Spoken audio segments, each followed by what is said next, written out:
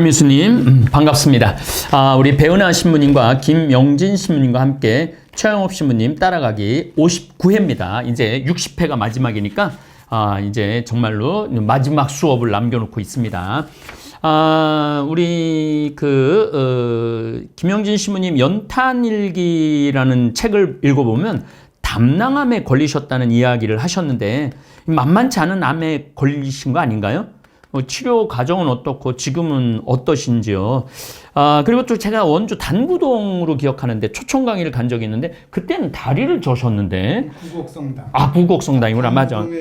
맞아. 단구동에 있는 구곡성당을 갔는데 다리를 저셨는데 지금은 어떠신지 좀 말씀을 해주시면 좋을 것 같아요.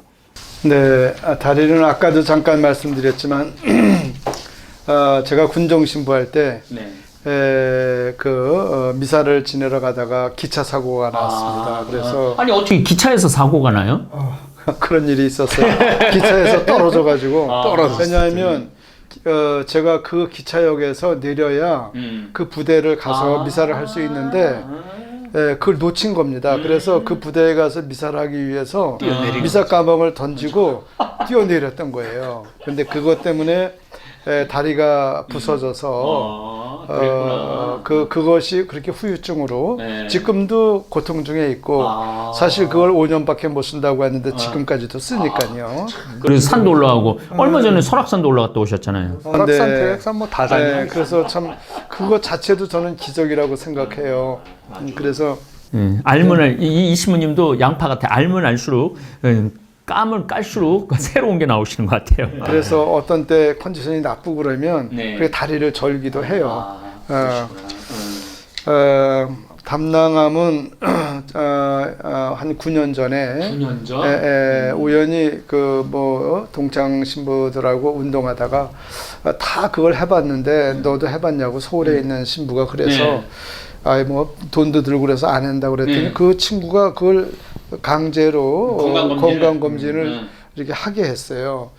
그때 이제 발견이 되었는데 사실 이미 벌써 그때가 늦었던 거예요. 그런데 이렇게 개인적인 무슨 증상은 없었는데 그래서 발견되면 이제 암은 발견되면 끝난 거예요. 그런데 이제 그 담낭암을 발견하면서 간에도 전이가 됐구나. 그래서 이제 간도 절제를 다 하고 이제 그랬죠. 그러나 이렇게 좀 신부님이 조금 전에 말씀하셨듯이 제가 제일 건강해 보인다고 말씀하셨잖아요. 네, 제일 건강해 보이세요. 피부도 제일 고우시고 반짝반짝거리시고. 근데 그래도 그런 것이 정말 많은 교우들이 기도해 줬고 또 특별히 우리 여기 옆에 배은하 신부님이 있어서가 아니라 내가 아플 때 또 제일 많이 찾아와 줬어요. 김성원 신부하고 배은하 신부가. 또 많은 교우들의 기도 하나님의 은혜로 이렇게 건강을 찾게 됐습니다. 사람은 곁에 있을 땐 소중함이나 고마움을 모르다가 잃어버리면 그때 가서 소중함과 고마움을 느끼지요. 건강도 건강할 때는 소중함이나 고마움을 모르지만 잃고 나면 그것을 아는 것 같아요. 우리 신부님들 신학교에서 사제 양성을 할 때 10여 년 이상 신학생들을 가르치고 지켜보는 가운데 세 가지 S, 그렇죠? 시엔시아, 학문, 상티타스, 성덕, 사니타스, 건강. 이렇게 제일 중요하다고 하는데 이것은 사실 신학생들뿐만 아니라 사제 생활하면서 내내 제일 중요한 덕목 같아요. 맞습니다. 그래서 신부님도 이렇게 열심히 하시는데 늘 제가 황 신부님 저러다가 쓰러지면 안 되는데 조금 템포를 작게 하면서 오래 하셨으면 좋겠어요. 저는 여러 번 쓰러졌어요. 근데 지금이 제일 건강해요, 저도. 그래서 저는 요즘에 건강 관리는 다른 게 없고 시간이 있는 대로 걸으려고. 그렇죠. 누죽 걸산이에요. 누우면 죽고 걸으면 사는 거죠. 맞아요. 그래서 걸으면서 사색도 하고 묵주기도도 합니다. 그렇기 때문에 많이 걸은 날은 많이 사색하고 네. 많은 묵주기도를 한 것이다 이렇게 생각해요. 그래서 좋습니다. 육체적인 건강 관리만을 하는 것은 아니다. 네. 정신적이고 영적인 건강 관리도 같이 되는 것이죠. 네. 저 자신을 위해서도 육체적인 건강을 유지해야 되겠지만 제가 아파 보고 보니까 네. 저를 아끼는 분들한테 또 저를 필요로 하는 사람들한테 내가 너무 많은 걱정을 끼치고 있구나. 네. 그분들에게 걱정 끼치지 않고 보답하기 위해서라도 건강을 해야 된다.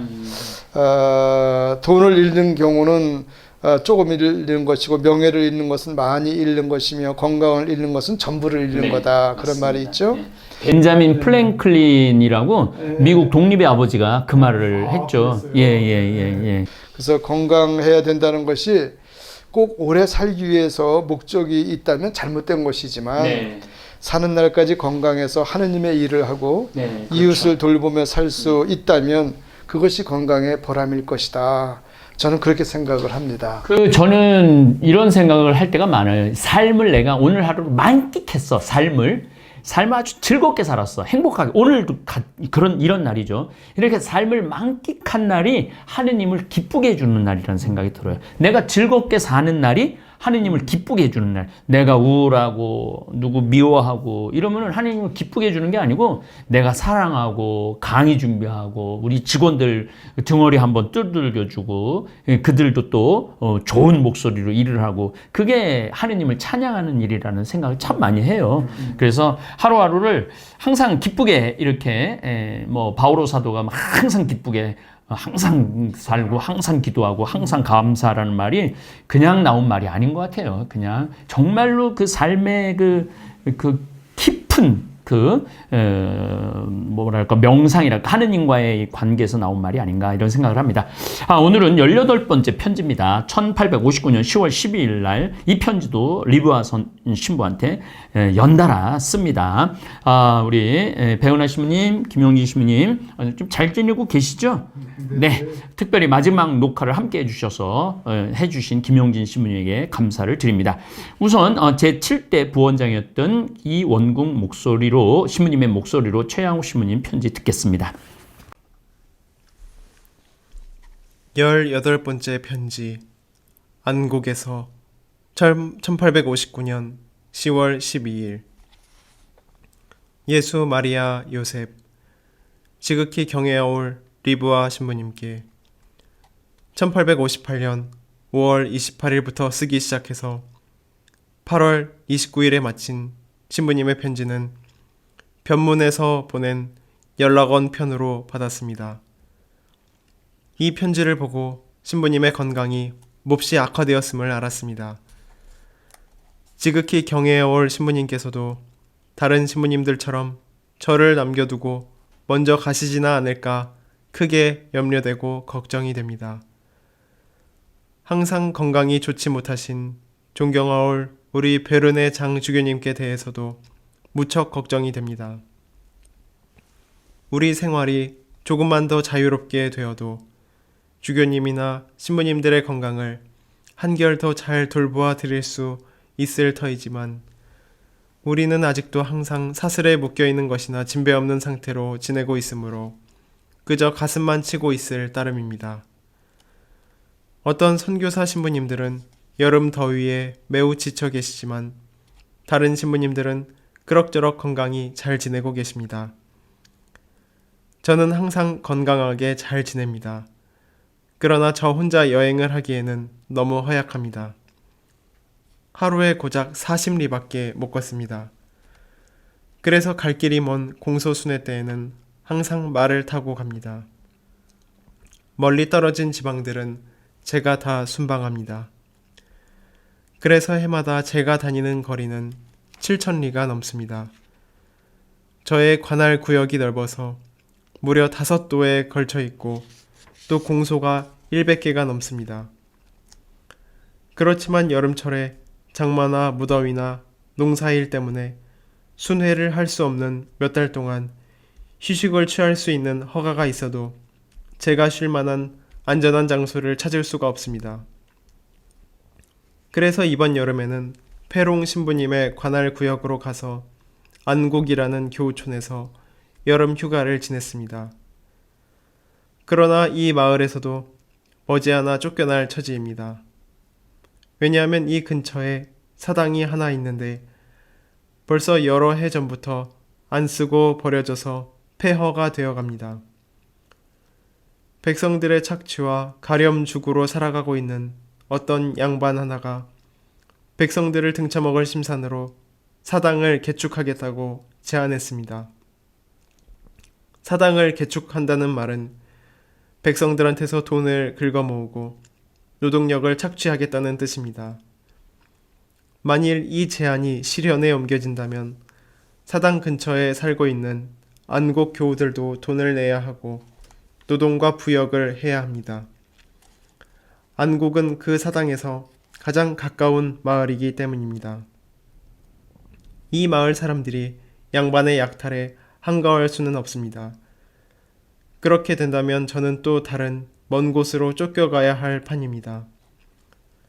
난파선에서 구출된 제주도 사람은 서울로 올라와서 판공성사를 받고 돌아갔습니다. 그러나 아직까지는 자기 집안이나 제주도 사람을 입교시키기 위한 일은 아무것도 할 수 없었답니다. 그곳에 천주교의 진리를 깨달은 사람들도 있기는 하나 그들이 현 정세 하에서는 천주교를 믿고 실천할 수 없다고 말한답니다. 앞으로 신앙의 자유가 오면 그때 가서 신자가 되겠다고 약속할 뿐이랍니다. 그 제주도에서도 조선 전국에서와 마찬가지로 마음은 좋으나 의지가 약한 사람들이 많다는 뜻입니다. 참 하느님을 섬기고 자기 영혼이 구원되기를 원하면서도 천주교를 엄금하는 조선 법령에 대한 공포 때문에 천주교 신앙을 고백할 만한 용기와 담력이 모자랍니다. 얼마나 많은 영혼들이, 특히 남편과 부모들 지배 아래 있는 여인들이 장애를 받고 날마다 울음으로 지내며 한숨으로 쇠약해지고 있는지 모릅니다. 천주교 국가의 군주들이 우리나라에서 이처럼 많은 영혼들의 안타깝고 참혹한 처지를 조금이라도 안다면 지체 없이 도와줄 수 있을 것입니다. 그들로서는 그렇게 많은 사람들의 구원을 마련해 주기가 별로 어렵지 않을 텐데 말씀입니다. 프랑스 정부에서 한 번만 공식으로 우리 조선 정부에 대해 백성들에게 천주교를 믿을 신앙의 자유를 주라고 강력히 요구하는 경고문을 보낸다면 그것으로 충분할 것입니다. 우리 조선 조정에서 이 요구를 감히 반대하지는 못할 것이 확실합니다. 전능하시고 지극히 좋으신 하느님 아버지, 우리를 불쌍히 여기소서. 모든 마음이 달려있고 구원받을 자들의 구원을 위하여 모든 것을 더욱 강하고 더욱 감미롭게 인도하시는 하느님, 우리를 불쌍히 여기소서. 신부님의 서원과 기도를 끊임없이 이 목적으로 지향하여 주십시오. 우리 불쌍한 조선 사람들에 대한 신부님의 열정과 진정한 호의를 저는 모르지 않습니다. 좋으신 신부님께 미사 중에 허약하다고 소문이 퍼진 친구와 아들을 결코 잊지 말고 기억해 주시기를 청합니다. 저도 미사를 봉헌할 때 결코 빠뜨리지 않고 신부님을 기억하고 있습니다. 르그레주아 신부님께 보내드리는 편지를 동봉하오니 읽어보시고 그분께 전해주십시오. 공경하올 사부님께 지극히 비천하고 순종하는 아들 최 토마스가 올립니다. 네, 최영업 시민님께서는 장 베르네 주교님 건강을 걱정하시고 동료 선교사들 건강을 걱정하시는데 우리 배은하 시민님도 항상 주위 동료 사제들 건강을 많이 걱정하시고 도와주시는데 신부님 사제들에게 건강이란 우리 김용진 신부님도 말씀을 하셨지만 어떤 의미가 있을까요? 그리고 최영욱 신부님은 편지에서 자신은 늘 건강하다는 표현을 자주 하시는데 신부님이 배론 최영욱 기념 성당 앞에 최영욱 신부님 동상을 세워놨는데 다리를 아주 탄탄하게 이렇게 표현을 하셔갖고 정말 내가 이제까지 본 동상 중에는 최고의 동상인 것 같아요. 내가 만든 건 아니지만 그 작가가 정말 길에서 산 사나이니까 그래. 길에서 산 그 길에서 그렇게 살려면 튼튼한 무쇠다리를 가져야 네. 사실 수 있지. 그렇지 네. 않고는 쓰러졌을 거다. 그 뭐 정말 그렇게 생각해서 그렇게 작가가 만드는 것 같은데 정말 뭐 건강을 위해서는 네. 그렇게 걷는 것이 도움이 된다는 것은 확실한 것 같아요. 네. 우리 뭐 지금 김영진 신부도 이렇게 담낭암 뭐 때문에 고생하면서 또 회복이 돼서 이렇게 같이 산에도 다니고 그러니까. 있지만 또 뭐 지금 동생도 배달하신 분도 또 항암하고 있는 상황이고 주변에 참 아픈 사람들이 너무 많고 신자들도 많더라고요. 그렇죠. 보니까 그러면서 참 안타까움도 많이 느끼는데 너무 오래 살아요. 예, 그래서 나름대로 저도 이제 건강에 대해서 네. 이렇게 좀 몇 가지로 정리를 좀 해왔는데 네. 첫째, 건강이란 뭐냐? 난 이렇게 생각해요. 영혼과 육신의 조화로움이다. 영혼이 육신을 따르면 세속적이고 일시적인 삶이 되고 네. 쾌락과 욕심에 끌려다니게 되고 네, 맞습니다. 그렇지만 예. 육신이 영혼을 따라가면 썩어 없어질 육신이 불사와 불멸의 옷을 입어서 네. 부활과 영생을 누리게 된다. 네.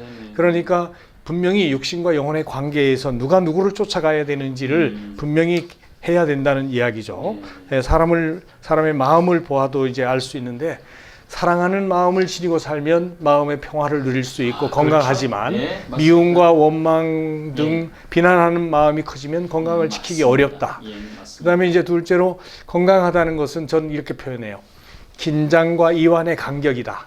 그러니까 계속 긴장해 있어도 안 되고 그렇지. 계속 늘어져 있어도 안 되는데 맞습니다. 말하자면 집중할 수 있을 때는 긴장하고 뭐 할 수 있도록 하고 그 다음에 풀 때는 완전히 무념의 상태로 멈추고 내려놓을 수 있는 그 간격이 넓을수록 건강하다. 근데 긴장한 것도 아니고 이완된 것도 아니고 그렇게 사는 것은 스트레스 상태에 사는 것이기 때문에 맞습니다. 과로와 스트레스가 병의 원인이 될 수 있다. 이제 맞아요. 그런 표현을 드리고 싶고 그다음에 세 번째로는 건강하다는 것은 좋은 습관을 가지고 있다는 의미인데 뭐 건강은 어디서 나오냐면 결국 식습관, 운동, 수면, 공부와 기도 네. 이런 등 것들로 만들어진 좋은 조합이 습관이다. 잘 예, 좋은 조합이 습관인데 네. 사람의 운명이 결국은 뭐예요? 인격에 의해 결정되는데 네. 그 인격은 습관으로 만들어지고 맞습니다. 그 습관은 네. 행동의 반복이 되는 것이니까 네. 그렇게 생각을 하면 좋은 습관을 갖는 것이 건강하게 사는 비결이다. 그다음에 네 번째로 건강한 정신이 건강한 육체를 만든다. 그래서 반대로 육신은 마음의 그릇이다.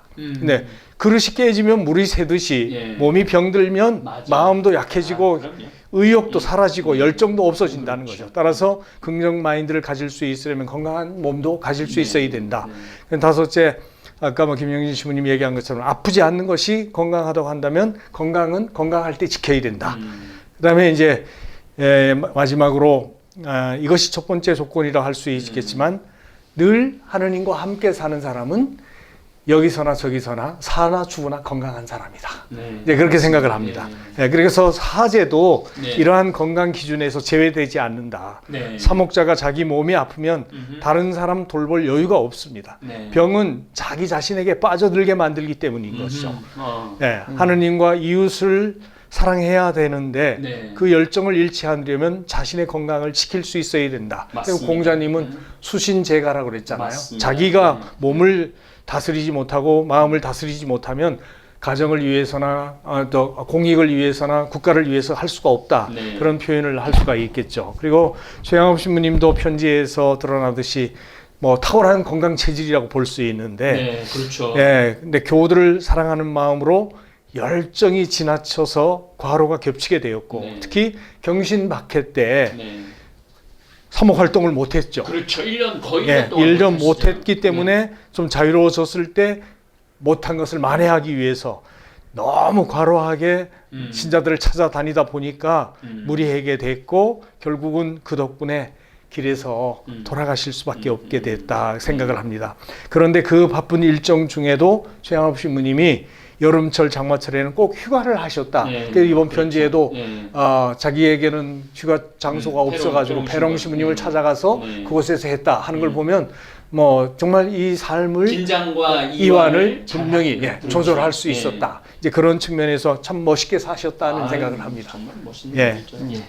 그래요. 우리 김영진 신부님은 제가 한 30년 동안 배웠는데 지금 피부 색깔이 제일 좋은 것 같아요. 신부님 요즘은 어떻게 본당 신부님을 하시면서 어떻게 건강 아까도 뭐 걸으시면서 하신다고 그러는데 또 이 정신적으로 또 어떤 마음으로 건강 관리를 하시는지요? 아까 뭐 대충 다 말씀을 드렸는데 이게 수술 후에 투병 생활을 하면서 저는 참 좋은 습관을 갖게 된 것 같아요. 네. 첫 번째는 묵주기도를 하는 그 습관. 그래서 하루에 묵주기도 50단을 바치자 그런 생각으로 하는데 그냥 앉아서 50단 하기가 어려워요. 어렵죠. 네. 어렵죠. 그래서 걸으면서 네. 하면 금방 해요. 네. 그리고 묵주기도라고 하는 것이 그냥 염경기도만이 아니라 그걸 하면서 많은 생각을 하니까 묵상기도도 되고. 그렇죠. 예. 그래서 아픈 사람들에게 저는 걸으면서 그냥 걷지 말고 묵주기도를 하라고 묵주기도. 네, 꼭 그렇게 말해줍니다. 네. 그리고 이제 두 번째가 이제 섭생인데 섭생. 이제 뭐 섭생은 뭐 여러 가지로 각 사람마다 다르지만 이제 섭생을 좀 조심해서 네, 먹는 거를. 네, 먹는 것을 그래서 육류에 치중했었죠 옛날에는. 네. 그런데 그런 것을 좀 멀리하고 덜 먹고, 고기를 덜 먹고. 고기를 좀 덜 먹고 야채 중심으로 좀 이렇게 하면서 건강 관리를 하고 있죠. 네. 그런데 무엇보다도 중요한 것은 그렇게 기도하고 좀 이렇게 가볍게 먹고 그러면 항상 그 기도할 때나 사람들을 만날 때 피곤을 덜 느껴요. 그래서 그게 굉장히 아주 좋은 체험이고 네. 경험이고 그래서 걷는 것도 이렇게 사람들이 많이 다니는 곳보다는 좀 없는 곳으로. 그래서 배시모님하고도 산에 다니는 게 네.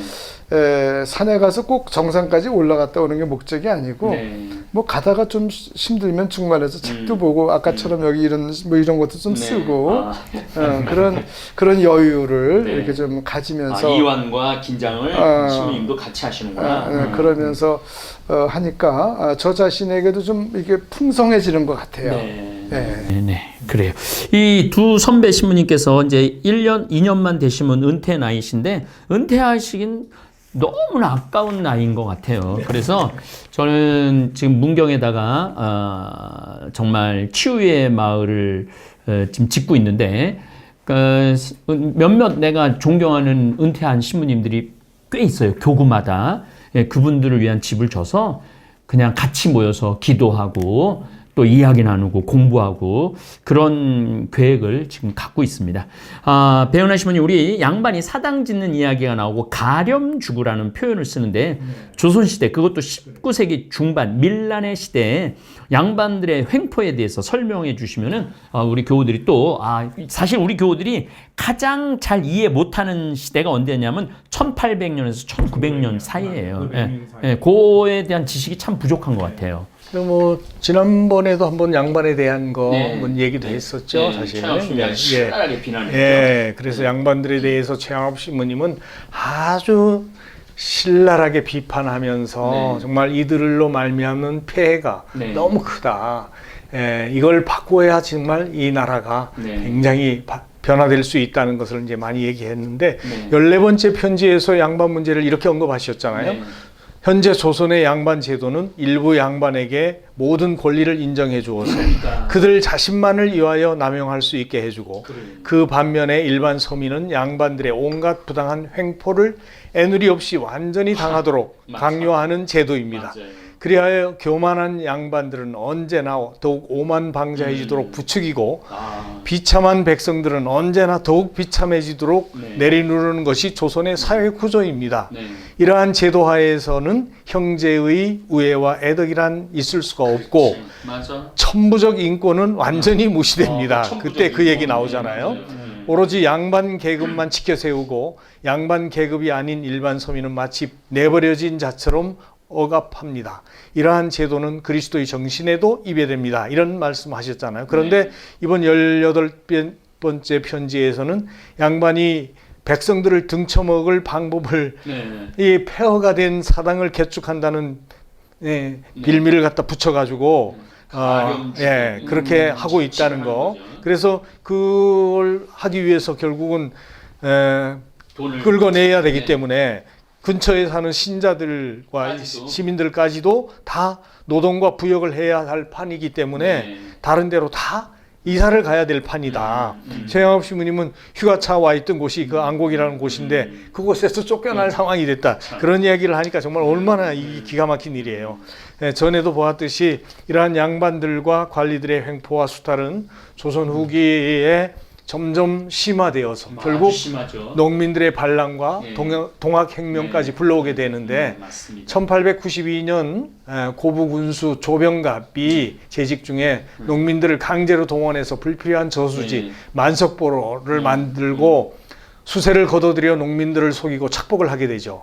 그걸 격분한 농민들이 1894년 1월 관할을 습격해 헐어버리게 되고 그 뒤 자신의 모친상 때 부조금 2,000냥을 거둬주지 않는다는 이유로 전창혁, 전봉준의 부친에게 곤장형을 가해서 때려 죽였죠. 결국 부패한 양반과 관리들은 악행, 악정으로 굶주린 주민들을 쥐어뜯었으니 불효를 포함한 희한한 죄명을 만들어서 보석금을 내게 하고 대동미를 쌀 대신 돈으로 거두고 그것으로 저질의 쌀을 사서 중앙에 상납하고 차액은 횡령 착복했다 그러니까 그 결과로 조선의 운명이 위태로워지고 밀란이 일어나게 되고 그렇게 이제 동학혁명까지 이어지게 된다고 보는 거죠. 그래요. 우리 최양업 신부님께서는 이미 동학혁명의 기운까지 느끼신 것 같습니다. 그리고 제주도 교우 만나시는 기쁨을 누리시는데 저는 황사영 알렉시오의 아내이며 황경환의 어머니인 정난주 마리아를 다룬 소설 난주를 읽고 제주교구를 얼마나 사랑하게 되었는지 모릅니다. 그래서 맞습니다. 제주교구는 정말 사랑스러운 교구 중에 하나라고 제 안동교구도 제가 굉장히 좋아하거든요. 원주교구 뭐 두 분 신부님 계시니까 원주교구 정말 오죽하면 그 배론 성지에 냉난방 시절을 다 하겠다고 기도 속에서 응답을 다 받았겠어요. 김영진 신부님께서는 최양업 신부님의 자손이시니까 도대체 몇 대를 걸쳐 천주교를 믿었는지 좀 한 10대 정도까지 되지 않았나요? 네, 왜냐하면 최양업 따져보니까 그 최경환 성인 또 최경환 성인의 아버지까지. 네, 그래서 최인주. 그래도 우리 한국에도 아주 오래된 그 교우들이 많이 있는데 보니까 최양업 신부님이 벌써 4대째가 되더라고요. 그래서 참 오래된 그 한국에서는 그래도 오래된 신앙의 가문이구나. 그래서 그 어머니 편에서 본다면 최영업 신부님의 증조부 최한일이 이제 영세를 1787년 서울 본가에서 내포의 사도 이존창에게 받았어요. 최한일은 아들 최인주를 낳았는데 최한일이 아마 지금 기록에는 없는데 그 최기식 신부님이나 그 집안에서는 제가 어렸을 때 분명히 순교했을 거다. 왜냐하면 그때 그 최인주가 어렸을 때에 그 최한일의 부인이죠.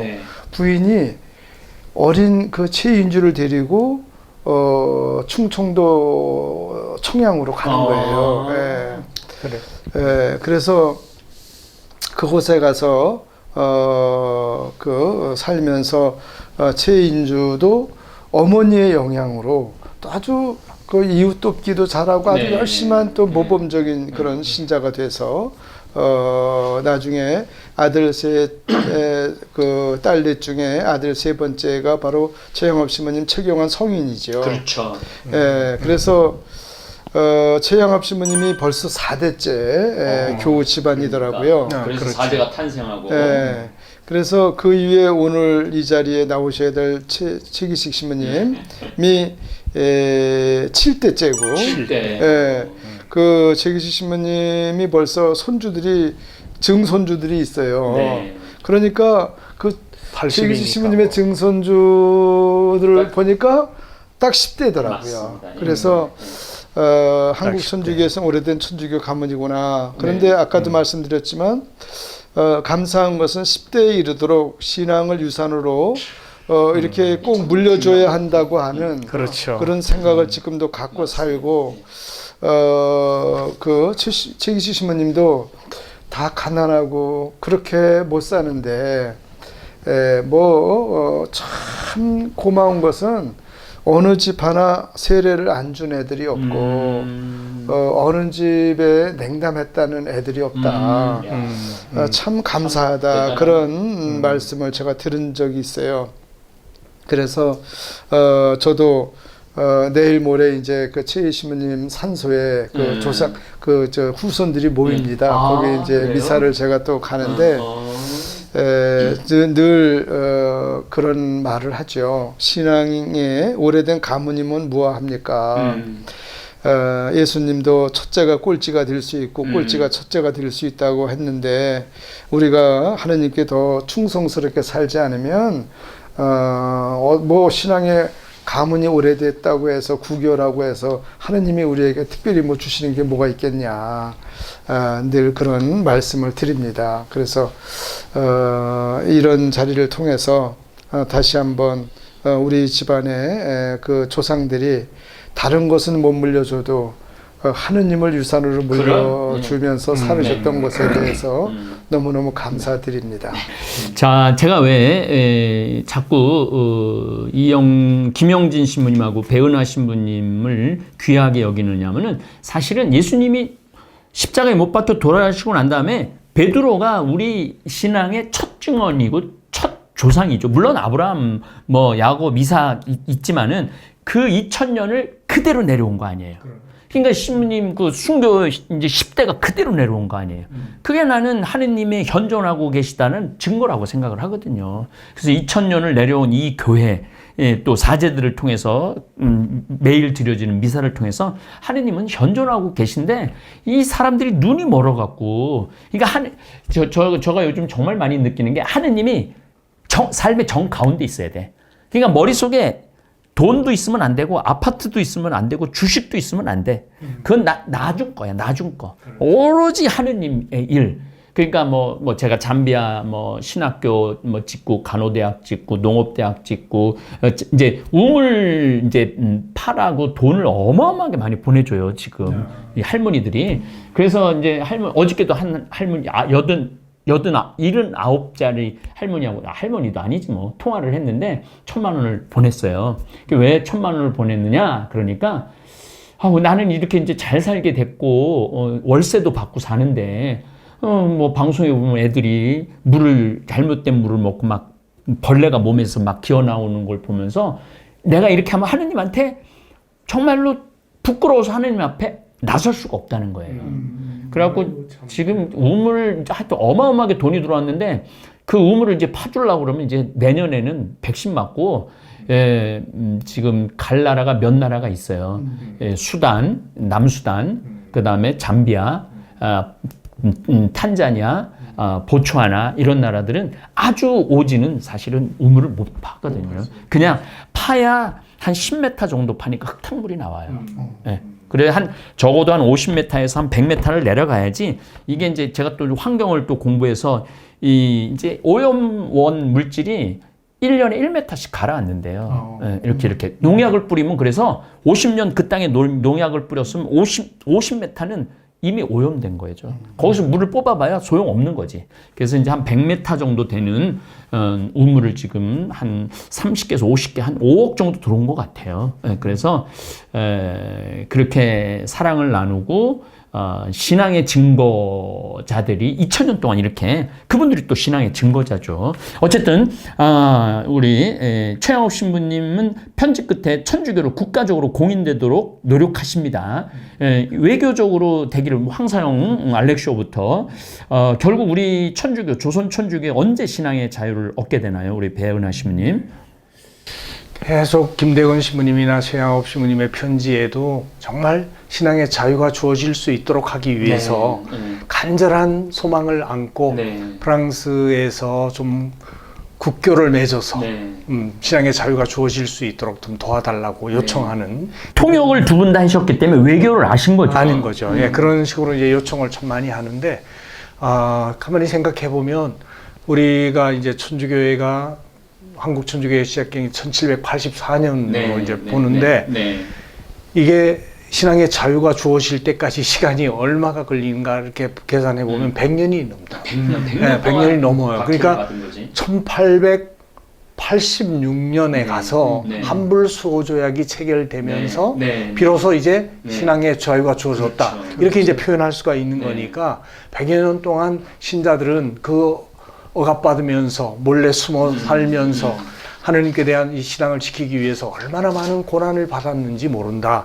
하는 생각을 우리가 가지면은 이스라엘 백성들이 뭐 에집트에서 종살이를 하면서 해방될 때를 기다리고 그다음에 광야에서 40년을 거쳐가지고 약속의 땅으로 들어간 그 시간들을 이제 보면서도 묵상을 참 많이 하게 되지만 우리 나라가 일제의 통치에서 36년 압박을 받다가 해방됐거든요. 근데 우리 교회는 이 땅에서 같은 민족이면서 정말 잘못된 것도 아니고 도둑질한 것도 아니면서 이 신앙 때문에 엄청나게 많은 박해를 받고 1만여 명이 넘는 분들이 순교를 하게 됐는데 그러면서 눈이 빠지게 기다렸던 간절한 바람은 신앙의 자유인데 그 자유가 어떻게 주어지는가를 이렇게 조금 뭐 보면은 조선 왕조가 19세기 후반에 이르러서 이제 변화를 겪게 되는 것은 바로 이제 개항이 1876년에 있게 됐죠. 그래서 이제 근대 사회로 변화되는 계기가 됐는데 그렇다고 그 개항이 신앙의 자유를 보장해 주지는 못했다.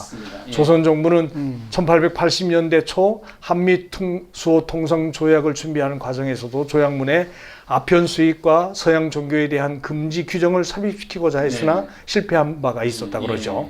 이때를 전후해서 천주교와 서양을 배격하는 척사 위정 운동이 대대적으로 전개되기도 했다는 거죠. 이는 조선 정부나 당시 사회가 천주교에 대한 탄압 정책을 공식적으로 포기하지 않았다는 것을 의미하는 거죠. 그래서 적지 않은 사람들은 우리나라의 신앙의 자유가 주어지기 시작한 사건을 조선 정부와 프랑스가 1886년 맺은 한불 수호 통상 조약으로 들고 있는 것이죠.